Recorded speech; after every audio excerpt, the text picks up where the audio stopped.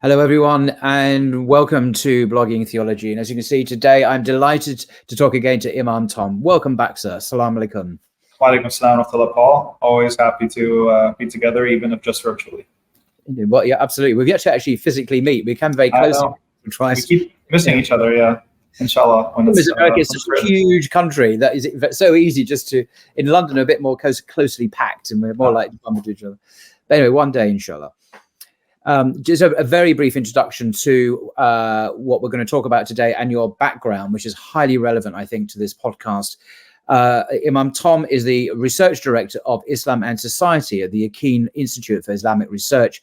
He holds a BA in political science and studied in Medina, where he obtained a BA from the Faculty of Shariah at the Islamic University.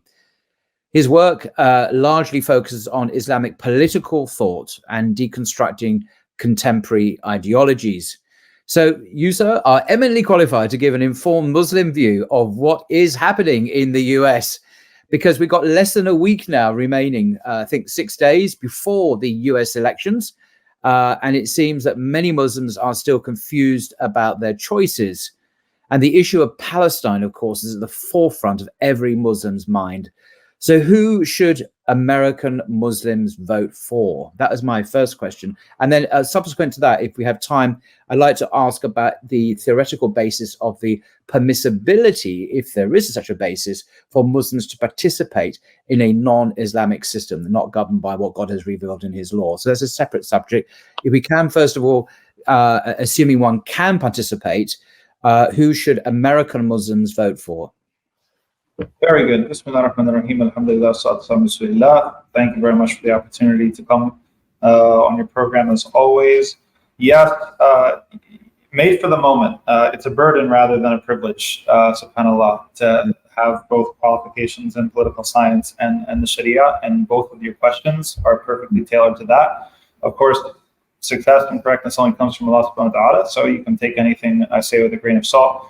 Ironically, religion is like politics, where everybody finds the, no compunction to having an opinion compared to, say, medicine or something like that. But hopefully, I'm hoping that I'm able to add a little bit of nuance to the, what's more of usually the discussions that more resemble a bar fight in the WhatsApp groups that are maybe perhaps sometimes lack some nuance and some rigor. Anyway, so the first question being, who should Muslims vote for? And I'm only going to qualify my recommendation for why, which is, what are we doing when we're voting? And what you think you're doing when you're voting determines who you should vote for. If you think that a vote is sort of like a bay'ah, or sort of like an affiliation, or sort of like a pledge of allegiance that you give to someone, then obviously that's going to characterize your choice. Whether if you think that voting is rather a tool to achieve a certain aim and to change the behavior of political actors, then that is going to influence your choice. This also has a lot of ramifications for the second question, which is the permissibility of voting. Foreshadowing, it depends on that characterization. For those who conceptualized it as a bay'ah or something like that, then obviously that's out of bounds. For those who saw it as an instrumental tool that could be used to obtain some rights and some things, then that's a different ruling. But we'll get there. So noting that voting, I believe, is not necessarily, nor should it be, an act of affiliation or an act of pledging allegiance to a candidate or loyalty, that you're going to be loyal to this party or you believe in everything that somebody says. I believe that the most strategic vote for the Muslim in America to cast is for the Green Party. That is what I am recommending people, whether you're in swing states or a safe blue or a safe red state. I believe that the best option, not because of their platform, but because of the potential for building long-term power for the Muslim American community, is to cast your vote for the Green Party. And here is why. Because we need, basically, a lot of the political calculus that is happening right now is predicated on the assumption that Muslims do not have or cannot organize politically or cannot flex their political power.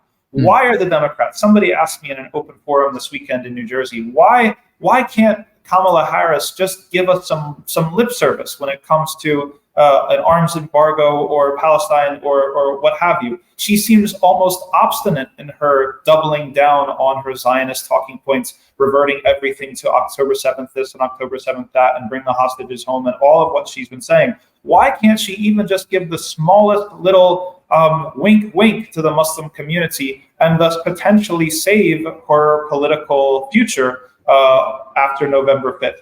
And the reason is this. This is Kamala Harris's options, and it's not an irrational option.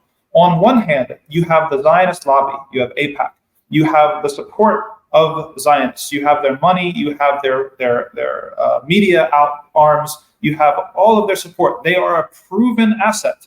They have never lost, really, on the national federal stage. They are very unforgiving. They don't allow you to depart from their script, even a hair. If you do, then they will come and punish you, as we saw with the congressional elections, people like Jamal Bowman or people who departed just a little bit. People that weren't even saying that radical stuff, that started calling for a ceasefire right away, started talking about conditional military aid. The Zionist lobby would not tolerate such a departure. And so they went after to punish them. We know that Zionists turn out to vote, that they vote in large numbers, and that they are extremely organized, and they use their money intelligently to pursue their aims.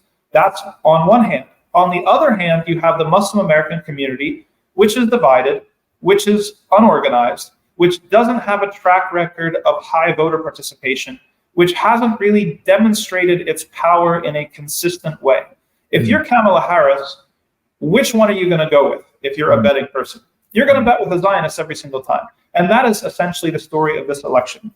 Now, it's true that there are many things that are going to be affected by this election. But one of the main, and I think the most important issue in this election, is not just Palestine, which obviously is extremely immediate to all of us and every properly calibrated Muslim, but the way that the American political system has been hijacked to serve the Zionist occupation in Palestine.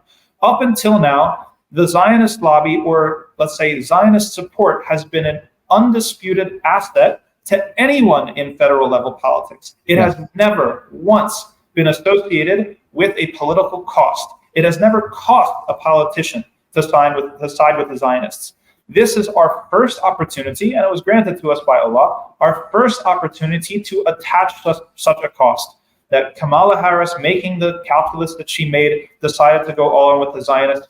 We have the potential, and it's got risks, and it's not perfect, but we have the potential to, for the very first time, attach a political cost to the support of Zionism. And if we are to succeed, if we are to make sure that Harris loses, and we understand that everybody knows that the reason that she lost is because of the support for Israel throughout this genocide, then we are able to say, maybe, like, some people have a very, let's say, unsophisticated view of what this actually brings. This doesn't mean that the Democrats wake up on November 6th and change their policies. This doesn't mean that Zionism disappears overnight, but this is the necessary first step. This is the necessary first domino that has to fall if we're ever going to decouple and take away the power of the Zionist lobby over American politics, that it has to become politically costly. And the question is, can I? I mean, obviously, I'm not an American. I'm a UK citizen, so I'm an outsider. But can I push back a little bit from what I see from my remote position here across the pond in Northwest Europe? It strikes me that your system in the United States is a bipartisan system, two parties who are being completely entrenched and institutionalized for centuries, 200 years or something. You have the Democrats and you have the Republicans, and they are just, that is your political landscape. And the idea that somehow this minuscule little party called the Green Party can somehow, even this is, to use your metaphor, the first domino, it doesn't really strike me as realistic, because it's not just a question of parties in a kind of abstract political system. Here we have an institutional system, the American Republic, which has only ever operated in this way. And what you are hoping to advocate for, and of course, I wish you success in your aspirations, but in terms of changing that system, it doesn't seem very realistic, does it? Because it's more than just accounting numbers. You're dealing here with something that is quintessentially American. You have these two, you have the elephant and the donkey, whatever it is. No, is it the elephant and the donkey, the two animals that represent the party? And thank you. And these are the only two animals in the park, and you want to come along with some other animal and say, sorry, that these are the exclusive ownership of the terrain, and these two animals are not going to let any other animals into the park, to use a rather bizarre metaphor. How would you respond to that? Excellent. There's two issues here that are being conflated. One of them is the issue of the two-party system, and the other is the issue of the behavior of political elected officials. Okay, so are we going to break the two-party system with this particular election, or with this vote, or voting for a third party? Likely not. Likely not. Though it is potential that, there is a potential to create a fissure that might be explored. Right, that maybe long-term, within the next 4 years, it should be explored. But put that to the side for a second. I don't think that's the most important thing going on. I don't think that we're voting for the Green Party, or I don't advocate voting for the Green Party to break the two-party system. Even though we should say that the Republican Party began as a third party, it replaced the Whig Party. This was the party of Lincoln in the Civil War. That this was the last time that a third party was actually able to break into the top two and replace one of the top two main parties. Before that, it was the Democratic Party and the Whig Party, and both of them were pro-slavery parties. It wasn't until the Republican Party came along that actually provided an alternative to those two, that actually removed, or let's say replaced, the Whig Party. But the more practical, I think, and the more realistic use for a third party is to use it as a repository for a quantifiable protest vote that will change, or attempt, or begin to change, the behavior of the existing political parties and their actors. How does that work? This would work similar to the third party candidate Ross Perot, who ran in the early 90s on the issue of balancing the budget. And he attracted so much attention and a large swath of the popular vote that basically the Democratic Party in the following election adopted his policy in order to take the power away from him.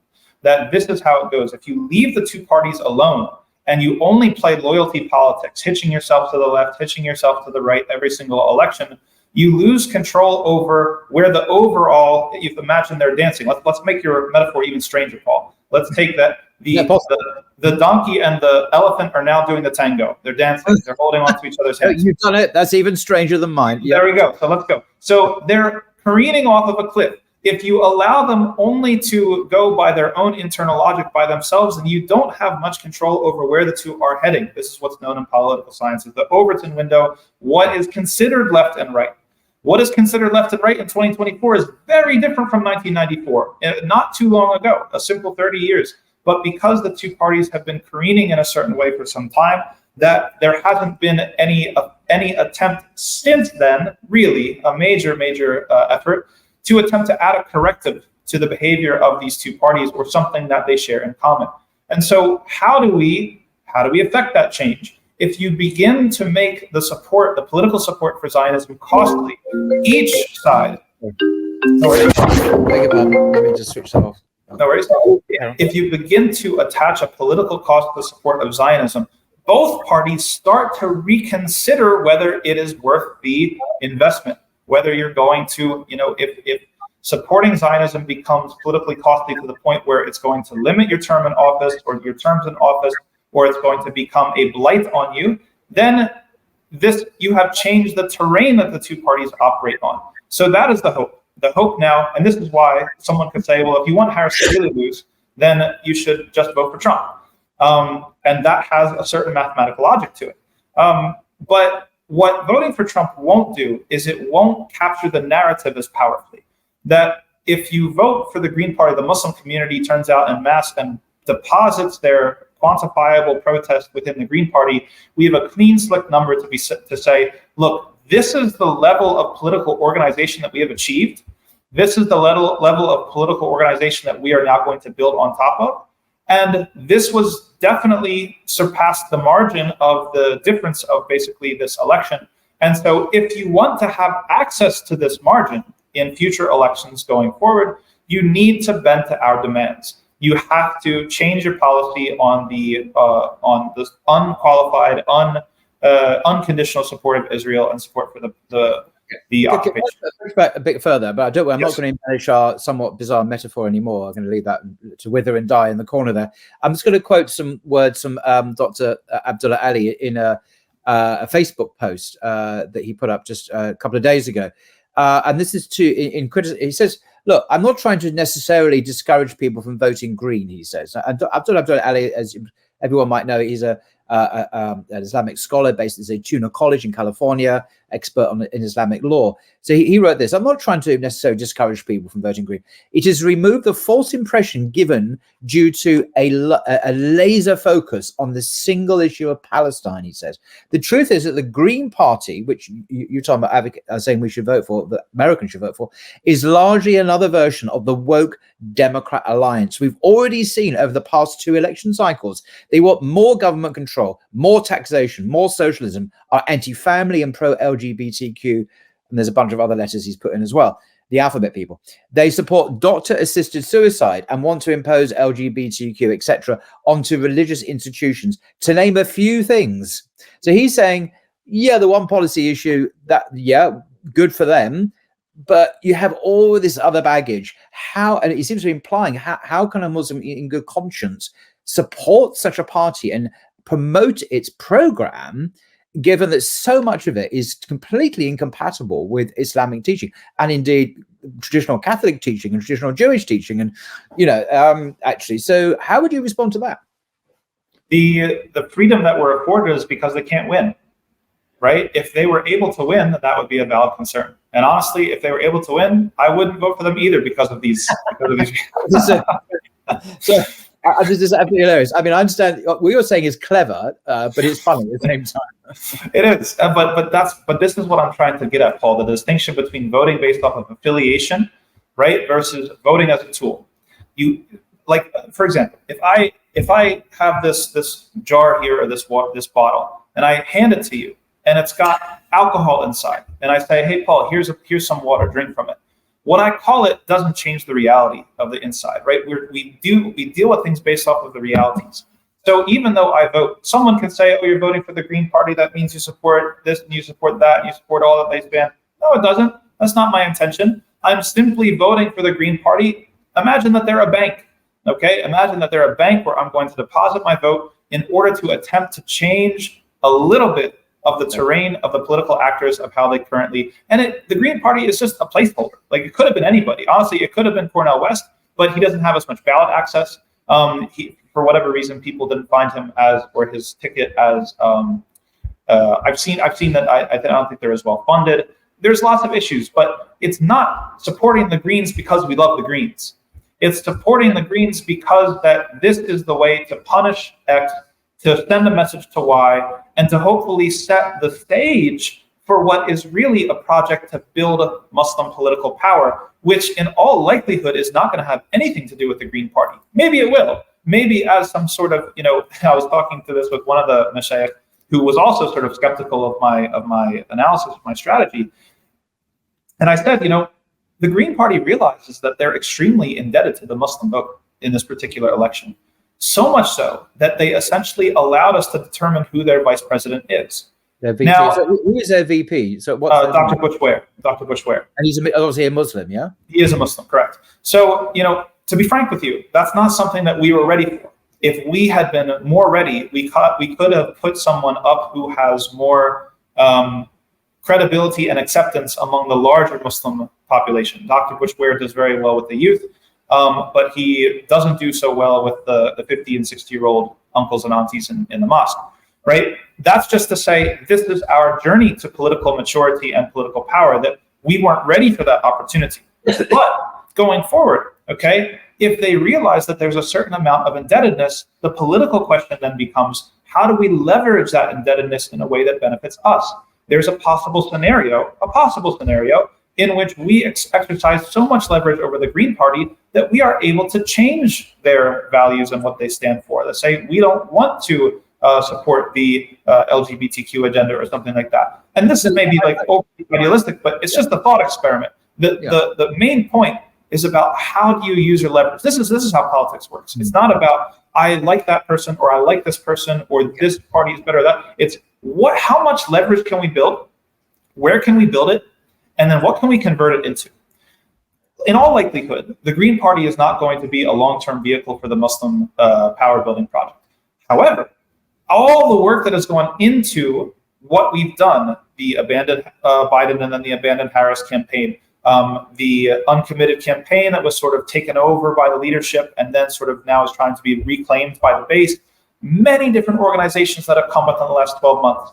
How do we leverage this not to get stuck in and occupied by one of the main two political parties or any other political party, but how do we leverage what we have built, the infrastructure that we have built in the last 12 months to genuinely serve the political interests of Muslims going forward? The real work is going to happen November 6th, not November 5th.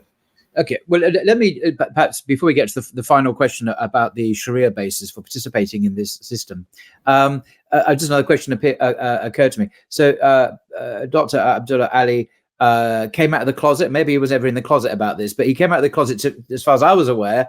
I think he would object to that phraseology. This is a metaphor. I'm not implying anything bad. Well, hey, let me just say what I'm going to say before I tie myself up in knots. What I meant is coming out of the closet in terms of as a Trump supporter. That's what yes. I meant to say. It wasn't implying anything else. Now he has reasons. Obviously, he's a very intelligent man, and you can watch his video if you haven't already and see what they are. But he seems to me to make one point that has a little bit of strength to it, which I was impressed with as a non-American. We don't have a vote in this, but is that he seemed to say that, look, the Democrats, the Bidens of this world are the party of war. And that's indisputable. They're directly involved, absolutely centrally involved in a genocide. And arguably what they're doing in Ukraine is also that the Russians have a good point about, having NATO forces right up to its borders. This is unacceptable for Russia. But the point is that Trump, as an American nationalist, so is someone who says, and maybe to some extent has a track record to back it up, that he doesn't want to start wars. He's not interested in invading countries. Actually, he wants to withdraw from that whole kind of geopolitical militarist adventurism we've seen under Biden and Clinton and Obama even. And this is a good thing. Now, so therefore, it's a lesser of two evils argument. So they're both awful, these parties, but at least Trump might be more of a non-war politician than the current incumbent. And that is a good thing, the argument goes. And thus, because the situation in the States is so evenly balanced, according to polls anyway, between the two parties, instead of voting for a party, the Green Party, that stands no hope of ever achieving power, arguably, why not side with the Republicans to shift a little bit more to ensure that a nationalist party gets into power that at least is not going to be invading the Muslim world, hopefully. And now I know there's lots of issues one could throw at that, Palestine and his attitude to, moving, he was behind the Abrahamic Accords, Trump, he was behind the move from the embassy from Tel Aviv to Jerusalem, etc., of course. But at least in terms of world peace, he's a better bet than the current guy, and therefore we should support him. At least he stands a really good chance of getting in, unlike the Green Party, who stand arguably zero chance of getting in on the 5th of November. How would you respond to that kind of weak argument? No, I'm not saying it's a weak argument. I don't mean to be rude about it. It's an argument that's not as strong as it might be, I think, because it's sure. not a knockdown argument, but at least it's something, I think. There's some substance there, don't you think? Definitely, and I'll say, before directly answering that question, I want to make it clear that I respect Dr. Abdullah Ali and his position. And one of the things that I think was crucial that he talked about, and we have to make sure that this happens within our communities when we're talking about political positions, is that there is room for valid ijtihad on these issues, and we can't fall into the temptation of vilifying people like he described it. And anybody who follows him knows that he's a Trump supporter, right? So it's not a coming out of the closet moment. I actually didn't know that. I mean, no, he didn't. He wasn't coming out of any closet. He's been out for years then. Okay, but he's absolutely right that we can't treat himself or anybody else as anathema just because they arrive at a different political calculus. Especially somebody who, here's the difference that I'd like to introduce, or the nuance I say.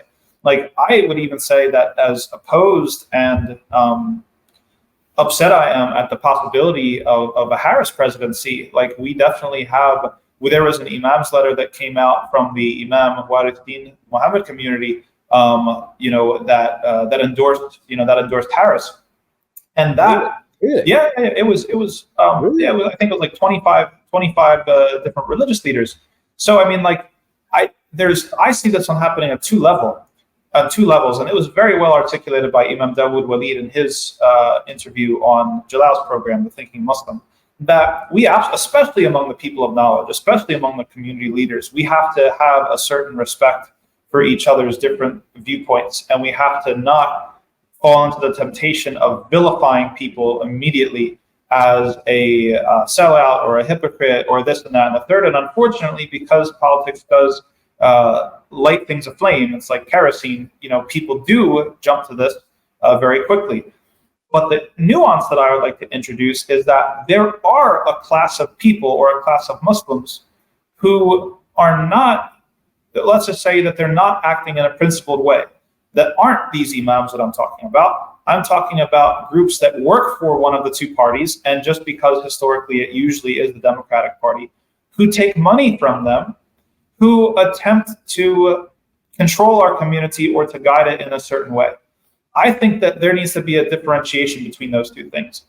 For me, I can tolerate any group of imams coming out with a statement supporting Trump, or many of the imams in Michigan, they came out with a statement supporting Trump as well. Yeah, and then, and other imams coming out with a statement supporting Harris. And I disagree with both of them. But at the end of the day, you're entitled to your opinion. I'm entitled to my opinion. This is an area of ijtihad. I was one of the organizers of the letter that, that called upon the Muslim community to vote for a third party. But what I don't think we should be tolerating is this type of infiltration of our communities from people who actually are working for the parties and accepting money from the parties and basically exploiting even our differences. And that has happened. And so I want to introduce that nuance there. I think that it is important. But to directly answer your question, that there's certainly a logic to that. My fear is that if Muslims vote for Trump, first of all, whatever Trump, if you go with the logic that was mentioned about, well, what about all the other parts of the platform that you don't endorse? You could make the same argument there. That sword cuts both ways. What about all the other parts of the platform that you don't endorse? The second thing is that the reason that Harris loses, and I do think that she will lose. I might be wrong about that, but my prediction. My last question, by the way, I was going to ask you to predict what's going to happen. But essentially, I agree. I think that Trump is going to win. I don't think that it's going to be particularly close, to be frank, and I could be wrong about that. He predicts a landslide as well. So you're both agreeing. That's yeah, it's extraordinary. Yeah. I think that this is very much similar to 2016, where Hillary was projected to win, or at least put up a very good fighting chance, and she got steamrolled. And nobody has a crystal ball in politics. Take it with a grain of salt. I might be proved wrong in 6 days, but my hunch is that Trump is going to win, and he's going to win fairly easily. So I understand the logic of saying, well, hey, listen, and many people have actually said this to me. If you want to, by your logic, Imam Tom, you want to say punish the Democrats, punish Zionism, punish the genocide. The most surefire way to do that is to vote for Trump. Mathematically speaking, and that is true. However, if you do vote for Trump, the reason that you voted for Trump gets lost in everybody else voting for Trump. So it's not necessarily as clear of a referendum on Zionism or on genocide as if you had that numerical dimension to it, that quantifiable protest vote. It essentially comes down to, if I thought, so there's maybe two concerns here. If I thought the election was going to be super, super close, that would be a harder question. That would be a harder decision. Okay. And second, Stein takes away from Harris. Stein does not take away from Trump. Okay. So it becomes a very, very easy decision to vote Green, knowing that it's not going to dent Trump's totals whatsoever. If the situation were flipped, let's imagine that the Green Party doesn't exist. Let's imagine Cornel West doesn't exist. Let's imagine that what we have is the Democrats and the Republicans, and then we have the Libertarian Party. And the Libertarian Party typically takes from the base of the Republican Party. That would be a very difficult decision, because now you're talking about, well, the better candidate is voting for the Libertarian candidate, but that might actually jeopardize the chances of or I should say that might foil your attempt to punish the Democrats with this particular election. So I hope that answers your question. Yeah, it does. I'm not going to get involved in that, because this is very much an intra-Muslim American debate. So, but no, thank you for responding. I think the last question really is a biggie. And as I said at the beginning, some people, some Muslims, question if it's even permissible for Muslims to participate in a non-Islamic system, a kufr system, that does not govern by what God has revealed in his law, by Islamic law. So what is the Sharia basis? Now, your second degree, you obtained a BA from the Faculty of Sharia at the Islamic University in Saudi Arabia, of course. What is the Sharia basis for participating in a secular democratic system and their elections? It's not to do with any of the, this is an Islamic question about Islamic principles applied to Muslims living in United States. Excellent. And I actually have a blog piece coming out on Yaqeen Institute's website, inshallah, this week on this exact issue. So I'm going to spill the beans here, and I'm going to give you you've heard it here, folks. The summary. You heard it here first, it's exclusive, right? So there's a wonderful book that I've been writing from that's called Al-Intikhabat wa Ahkamuha fi al-Fiqh al-Islami. Okay, it's elections and their rulings in Islamic jurisprudence. And this is a book written about 11 years ago by the scholar Dr. Fahad ibn Saleh ibn Abdulaziz al-Ajlan, that summarizes the positions of the scholars and tries to make tahrir, tries to disentangle the various things that are at stake in asking these questions. Because normally what happens is that there are probably there's 5 or 6 different issues that are being talked about at once, and they're not properly disentangled before you launch into them. And so the conversation gets very, very sloppy. Okay, so part of the use of this book, or the usefulness of this book, is that he disentangles what is actually the area of agreement among the scholars and what is the actual area of disagreement, which if you've studied anything in fiqh, you know that that's the first proper thing to do. So for example, everybody agrees that to believe that any system is superior to the system of the Sharia that was given by Allah subhanahu wa ta'ala, this is kufr. Okay, this is an act of disbelief that we can't accept that within Islamic discourse. We also agree that actually going and establishing a system that is contrary to Islamic law or contrary to the Sharia or the revealed law that was given to the Prophet Muhammad sallallahu alaihi wasallam is also haram and likely an act of kufr. The question where scholars disagreed are 2, and we're only going to deal with your second one here. Are elections, number 1, a valid tool to be used within Islamic governance or not? Okay. Of course, but that's the question is in secular. We got you. Number 2, if we happen to, I'm just showing you what the scholars differed about, because scholars actually did differ about that. Right? Okay. It's not just one opinion on that. Some said that even within the Sharia, it's not permissible to use elections, general elections. Some said that. Yeah. Right. And other scholars said within the Sharia system, yes, it is possible to use elections as a tool if they have condition X, Y, and Z. That's not what we're getting into right now. What we're getting into is the second issue where scholars disagreed. If we happen to live in a society that is already not governed by the Sharia, and that society has elections, is it permissible for Muslims to participate in those elections or not? Okay, so we see the scholars dividing into 2 main camps. Obviously, there's a camp of scholars that said it's permissible to do so. And it might surprise you. I've got 2 surprises for you in this conversation. It might surprise you some of the names in that particular camp. The scholars that said that it was permissible to take part in elections in a society that already, you're not establishing anything, that already is ruled by a non-Islamic governance. We have Sheikh Abdulaziz ibn Baz, we have Sheikh Mohammed ibn Uthaymeen, we have Sheikh Mohammed Abu Zahra, and then some others that you might expect, like Sheikh Ali Al-Ghamidi. Big Saudi names. They're two of the three heavy hitters of Salafism, right? Yep. And this is in their fatwa literature, by the way. They were asked about these in their fatwa literature, and they issued fatwa that this is permissible. And Sheikh Salah Sawi, who's based in Houston, also Sheikh Omar Al-Ashqar, also of this opinion. Here is their evidence, generally speaking. Number one, they say that voting is likely to bring about benefits and avert harm, that voting can potentially bring the existing system closer in line with the Islamic norms and Islamic Sharia, whereas abstaining from it altogether will leave the system further from Islamic norms.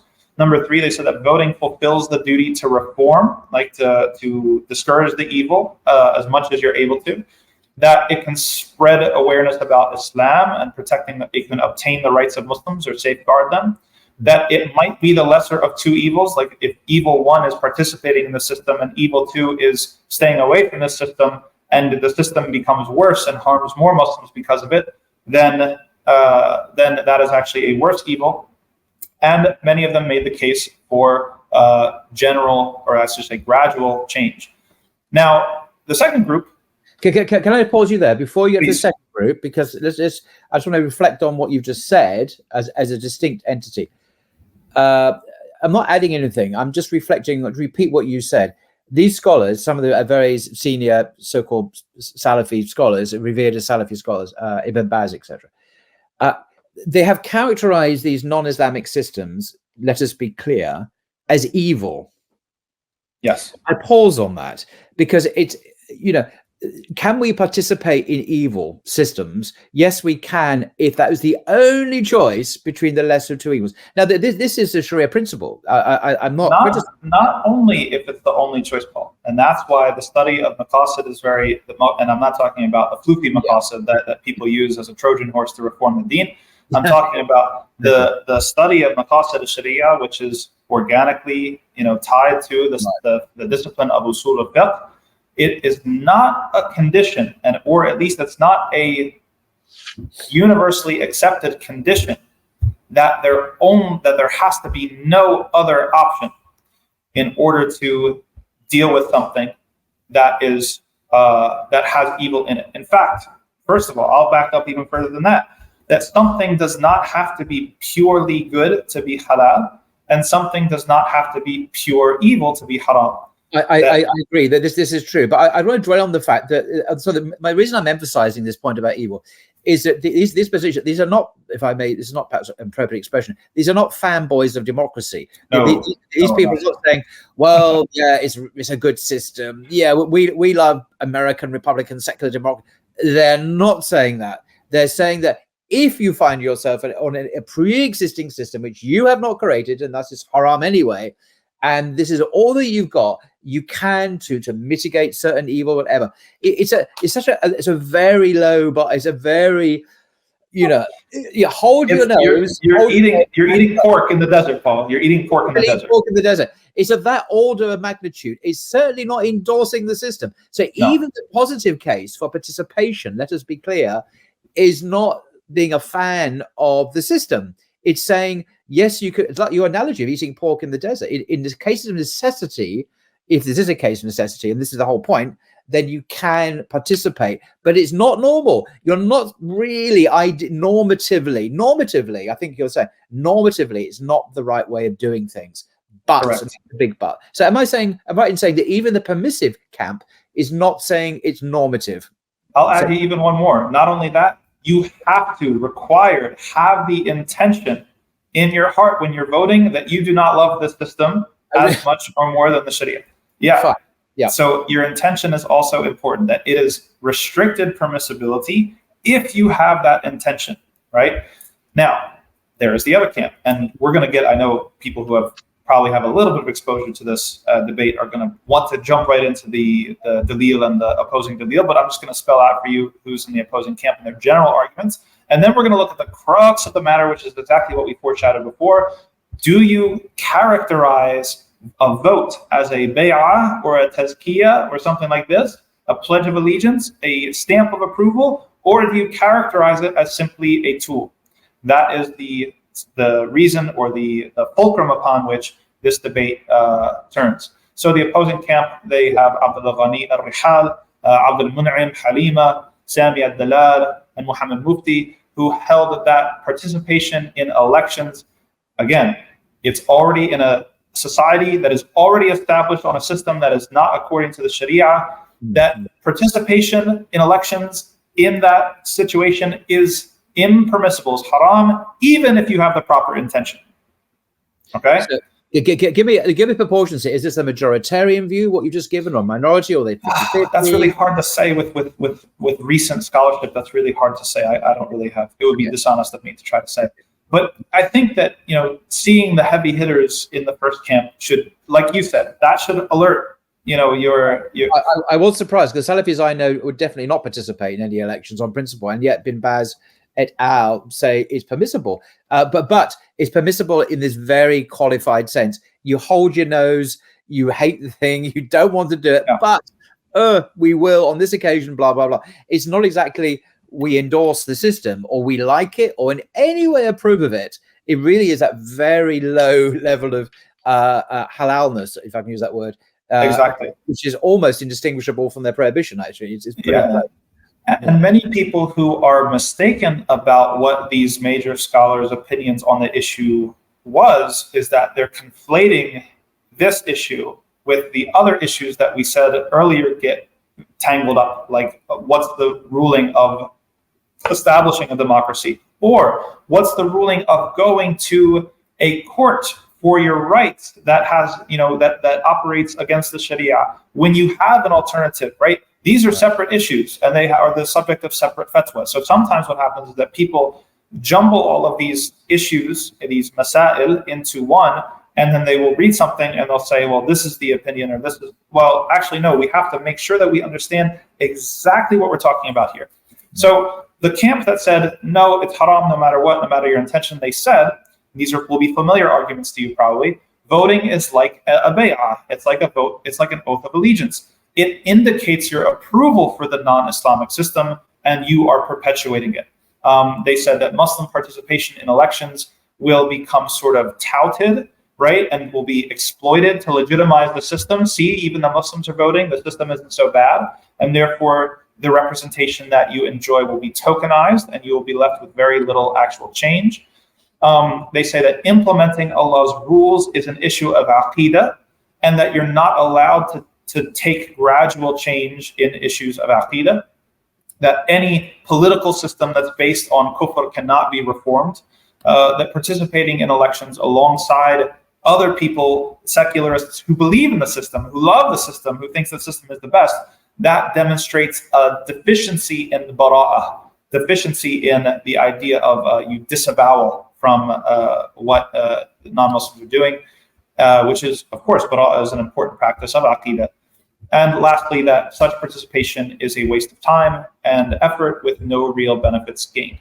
So, high level, the difference of opinion hinges upon whether you characterize voting as an aqeedah issue or as a fiqh issue.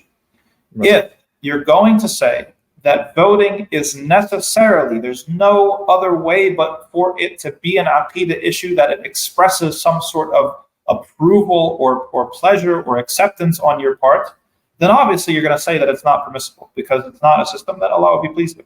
However, if you characterize it as a fiqh issue and you say that no, that you can have this different attitude towards it and you can hold your nose and you can deal with it at arm's length because it's really the only way within society to obtain certain rights, not all your rights, but certain rights.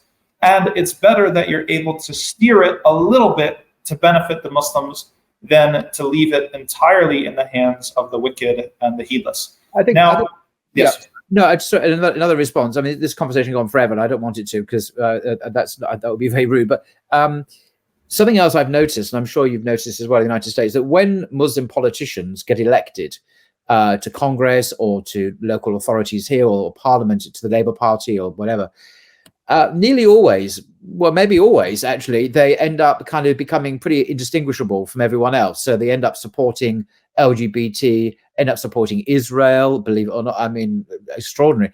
You know, any position that is actually recognizable Islamic is quickly kind of ignored, and they end up affirming a whole range of views which are completely secular and liberal and haram.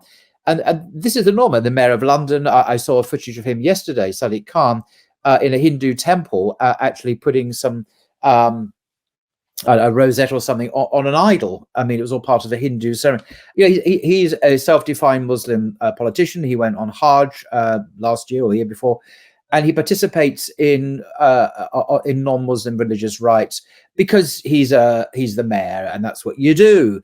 Now, I'm not picking on him exclusively, because one can mention a whole bunch of other politicians, Muslim politicians, who do the same thing. This seems to, and America, you know, there's certain people in your Congress who are, I'm not going to mention their names, who are well known for, you know, wearing hijab but not really saying anything Islamic after that. So, you know, the system, one could say, people do say, the system inevitably changes and corrupts you. You're not really Muslim anymore. You're only Muslim in name. And the system then acquires validation. It requires kudos. Well, even the Muslims participate in this system. So it actually is counterproductive. So the argument goes. So how would you argue? I mean, this is a whole different discussion, I know, from the question I asked, but it just struck me as basically the point. Yeah, I mean, that's the $1 million question. Is it, or perhaps it's even a chicken or egg question, is it that way because Muslims aren't participating enough, or they're not participating strategically, or is it because it's inherent to the system? That's the $1 million question. And if you answer that question, that answers the question you just posed. That if, of course, if anybody were to agree that it would be, that it is inherently corrupting, that there's no possible way to participate in politics, whether it's office or voting, without sort of corrupting yourself, then of course it's clearly haram. But the mahal al-niza', the area of disagreement, is precisely that. That there will be people that are saying that no, it's not inherent, it's just the way that we're doing it. Now, this is related to, I think, what's the biggest issue at stake in the whole voting, which is related as well, that we should talk about, which is, does your participation in a kufr system or in a non-Islamic system indicate your approval of it? Okay, that is probably one of the central issues upon which these two sides disagree. And it seems that there is evidence to support that no, that your participation does not necessarily indicate your approval, which is why I believe that voting is permissible with the proper conditions. So, for example, if you were to take an example from the Quran, Allah subhanahu wa ta'ala says, I believe in Surah Ghafir, He says that there is a believer in Fir'aun's court who addresses him. Now, if any participation in a non-Islamic or a kufr sort of system, political system, were completely categorically prohibited, then there should be some sort of blame attached to that individual. And we find no indication of blame for that individual or their actions in the Quran. It goes passed over just as it is, and in usul al-fiqh that would be called iqrar, or that would be called tacit approval. That if Allah subhanahu wa ta'ala mentioned something that was sinful and did not clarify or correct it, then this would indicate a tacit approval. When we come to the example of the time of the Prophet sallallahu alaihi wasallam, obviously there was Najashi, there was the Negus, who was the king of Abyssinia, and the early Muslims, they went and made hijrah to Abyssinia, and according to what we have from the Sunnah, it seems that Najashi accepted Islam. Okay? Because the Prophet ﷺ said when he passed away, and this is hadith is in Sahih Muslim, he said that today there has passed away a righteous man, so stand and pray over your brother. And he called him, first of all, your brother. He wouldn't have done that if he had not accepted Islam. And they prayed the janazah over him. So they prayed the funeral prayer in absentia. This is known as Salat al-Ghaib. If you look in any of the hadith books, that you'll find these hadith there in the chapter of janaiz, the chapter of funeral rites. So this indicates that Najashi, not the second one that he wrote his letter to after Khaybar, but the first one that the Muslims made hijrah to, accepted Islam. Now, he accepted Islam as a head of state, okay? And he did not rule his territory according to what Allah subhanahu wa ta'ala sent down.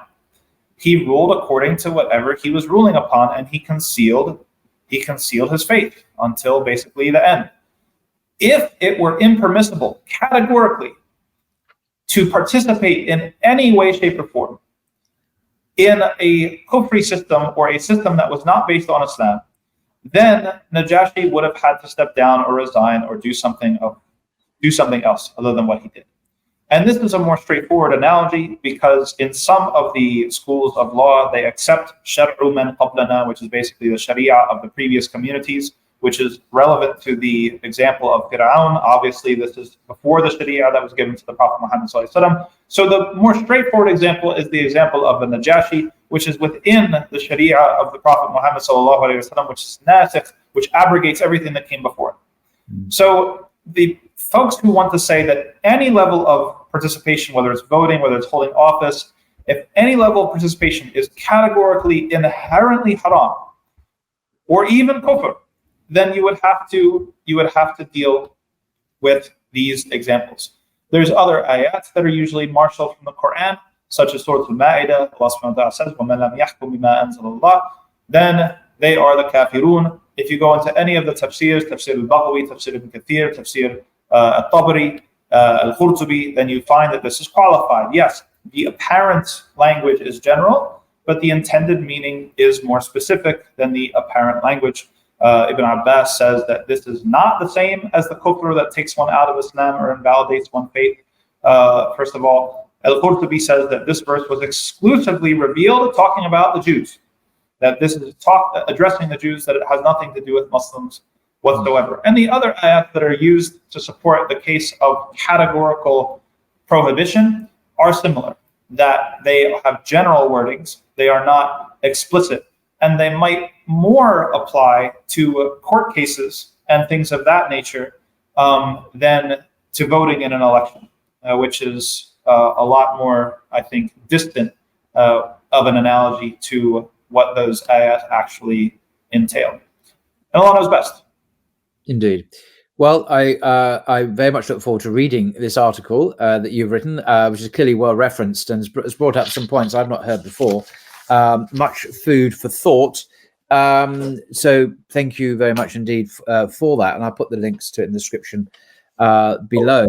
One final point that I neglected to mention, Paul, and I know that your listeners will appreciate this. So one thing we didn't address is the idea of perpetuating a system. Right, this is a key argument in those who say categorical impermissibility, that by participating in it, you are perpetuating it.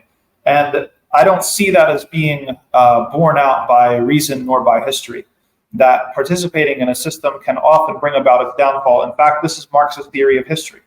Right, Marx's entire theory of history is that you have to go through capitalism to get to socialism. That capitalism has the internal contradictions that are basically going to sow the seeds of its own demise. You mechanize, you industrialize, you urbanize, you bring all the people in. He doesn't believe that the lumpen proletariat can achieve the revolution, right? He doesn't believe that the rural poor can achieve a revolution. He believes it will be the urban poor that are alienated, that are close proximity, that are able to organize, right? So there's this almost interesting phenomenon where I think people put too much, they ironically end up reifying Locke's social contract theory and taking him at his word, as if the government, if everybody stopped voting, the government would just disappear and quit and go home.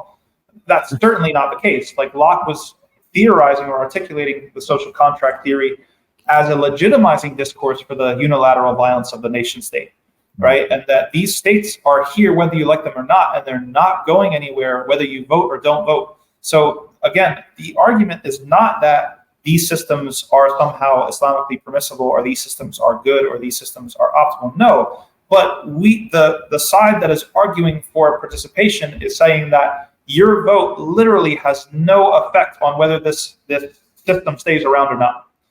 That if you stay away from it, it will continue to exist, and it will probably exist in a worse form and a more belligerent form than if you participate. And you can simultaneously attempt to build beyond it and do other things parallel to it, preparing for the day in which the wheels of history turn, and there's a new political technology or arrangement that is coming about. And that has nothing to do with whether you're voting in the system or not. But that's not how the system actually perpetuates. I think an argument could be made, though, that it is perpetuating the system so far. And I know I can anticipate your response, but so far we are seeing Muslim politicians elected who do end up supporting the system completely. They're not even, there's no critical distance at all that I can see. They end up supporting all the usual secular Western political and foreign policy objectives.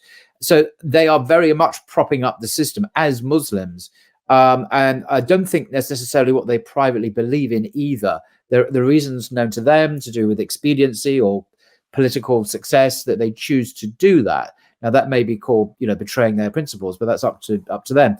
So you would argue, of course, it doesn't have to be like that. We can elect people who have integrity and do represent the more than that. If you subtract, I'm trying to say that I hear what you're going to say, but it hasn't happened so far. That's what I'm saying. And it's not trivial. It's not trivial that it's not happened so far. As if, oh, well, that was then, now it could be completely different. There's something about the system which turns otherwise, assuming they're good people, we must think what are people, otherwise good people, into the opposite of what they actually stand for when they actually get elected. And maybe it's not just enough to say it doesn't have to be like that maybe they can elect good people. Something has happened, and unless that's all I'm saying. It's not as simple as it might seem.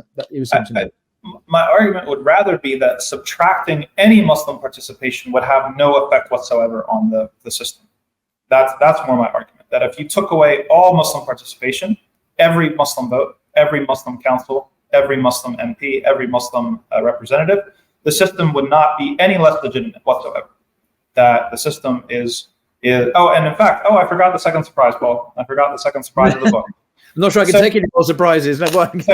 So at the end of the discussion, he says, all of the previous discussion that I just gave you and laid out for you, all of that applies to non-Islamic systems of law that already exist in the Muslim majority lands. Ooh.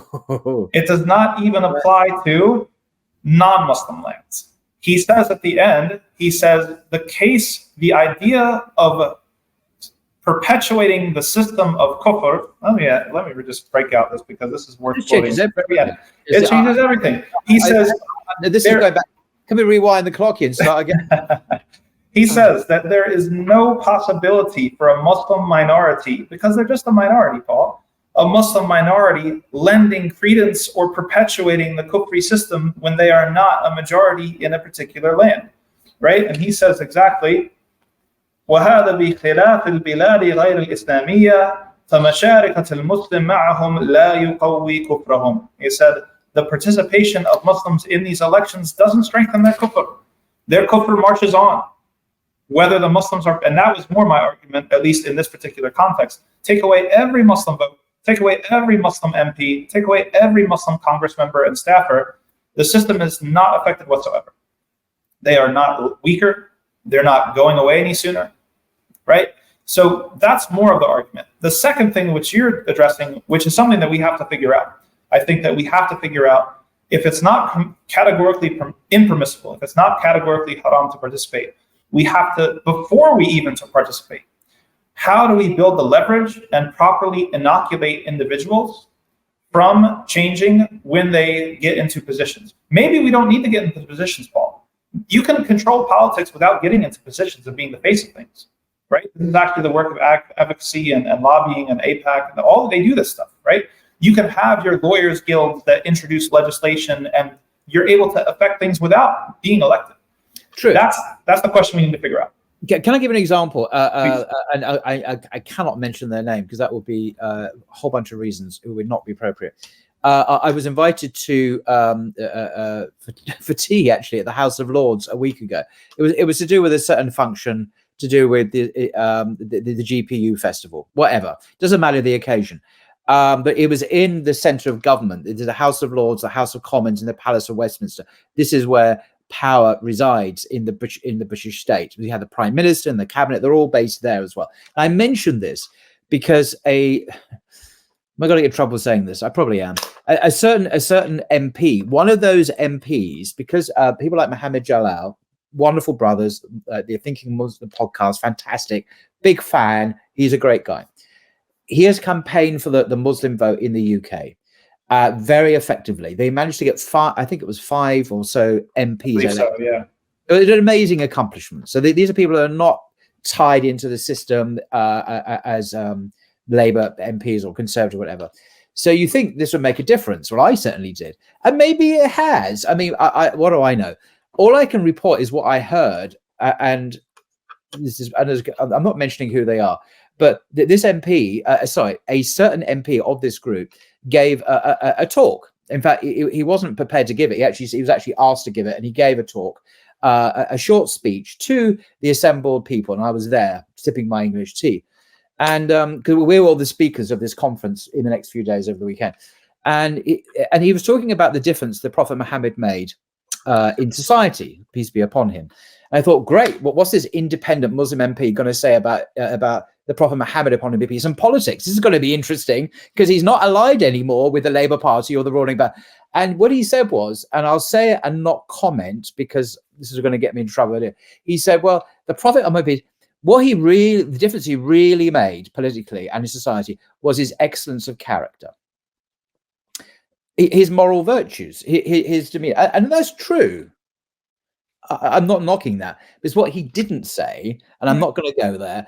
Really, I mean, what he said was in terms of the adab and the excellence of character, everyone, non-Muslim would have said how wonderful, and this is true. He's an extraordinary human being, the Prophet, upon him peace. But that was the fullest extent of in the seat of power. That's what he said Islam was about. It was about bringing excellence of character to society. And I'm thinking, wow, I didn't expect him to say just that, right? Just that. And I thought, this is the product of the end product of independent Muslim voices in Britain. Excellence of character, just that. I'm not knocking excellence of character, very important, but that is all it is about. And I mean, so I was quite shocked that was all that was said. I'm sympathetic to that, and I think that's exactly the key, Paul. Is that this can't be the end. This has to only be the beginning. And if we're going to be charitable, let's say that people had 12 months to scramble. Okay, or for you less because your election was before October. So when it comes to recruitment, when it comes to the tarbiyah, what are the tarbiyah that these people, that one of our biggest problems in politics in the United States is the type of person that it attracts. Okay, so the type of person that politics attracts are usually very chameleon, shady characters that are in it for power and all the wrong things, the opposite that you want, completely diametrically opposed to the type of Islamic leadership where you will be, it's sort of like a burden upon you and you take it as duty first and you're representing with honor. So we have a whole lot of work to do. And I agree. If you put somebody up, even at the level, that federal level, without tarbiyah, without the community behind them, without independent funding, who funds you runs you, that's what we say here, then we have no right to expect anything. We can expect speeches like that, where, but I do think that there is an opening. I think that there's a potential to train people and to build people and recruit people and actually provide the base beneath them that when we start small and we start local and we start slow, that are supported to the point where they don't have to get swallowed up. I think I agree with you. If you put somebody in that position right now, they're going to get swallowed. That's the way that the general thrust of it all is. Yeah. But I don't think that it's all doom and gloom to the point that we can't figure it out. I feel like we can provide a counterweight and build some autonomy. I think there's a lot of room for us to build. Do you know why? If you're right in your premises, the only reason I would have any hope, do you know what that would be? The only reason I would have hope, given your premises, it's you, Imam Tom. No, I'm not being. I thought you were going to say Trump. No, because of your extraordinary intelligence and ability and energy, if you and people like you, if anyone can pull this off by the grace of God, it will be you and people like you. If you hadn't been articulated this with this incredible intelligence and insight, that I would not believe it would be possible. Actually, a lesser person than you, I would not have believed it possible. But with you, I can actually believe that you might be able to affect this because of your qualities as a Muslim. I know praise is not supposed to praise people, but I say this because that would be the only ground for optimism that I could have. Without people of your character and quality, I would have no optimism at all. May Allah make me better than you think of me, Paul. May Allah bless you. They're out there. I am nothing. I am just a wicked sinner, just like every other Muslim. There are people out there that are like you. Tell me more people like you. There are people better than me out there, Paul. There are people way better than me out there. That if we get together with the right people and we keep our principles and we articulate these things, we will continue to push the ball forward. Is it going to be, and this is like, again, avoiding the caricatures of the anti sort of camp. Is it the end all be all of everything we're doing? Are we going to forget about building parallel structures or thinking beyond the nation state or thinking towards, khilafah or thinking behind, no, we're not going to abandon that. We can walk and chew gum. We can walk and chew gum at the same time.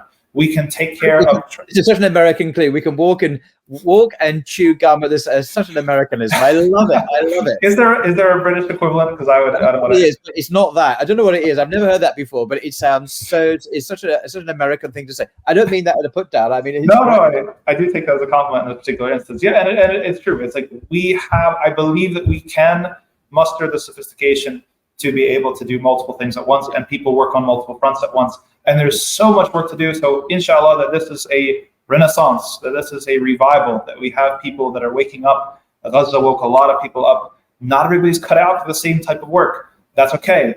Our job is to find where you belong, what front you're more suited to working on, and we all move together, inshallah, and we hope in Allah to deliver the results.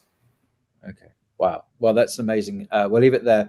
There's so much to think about that. Thank you for enduring my pushbacks and my criticisms from a non-American English, where you're part of the colonies, and now now Britain is declined in the world, and all these cliches and all that rubbish. As long as you don't ask me to condemn, I'm happy, Paul.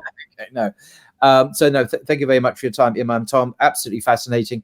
Boy, folks, do leave your comments. Please keep them respectful. I know you will. Let me know what you think about this whole issue of participating in this system or not. There's an awful lot to think about there. Very grateful indeed. And we will watch your progress with great interest, as someone once said. Isn't that in the Star Wars film? Anyway, I'm not going to go there. What a thing to end on. Thank you very much indeed, Imam Tom. Fantastic. And we will wait with anticipation even for the results of next Tuesday's election, because it's not just the President of the United States that is up for grabs. I think it's Congress or something. Your other elected officials. Yeah, a whole lot of people. A whole lot of people are standing for election. So it's more than just the president issue. It's also this other, which also will affect the running of the government as well, I think. So until then, thank you very much, and salam alaikum to you too.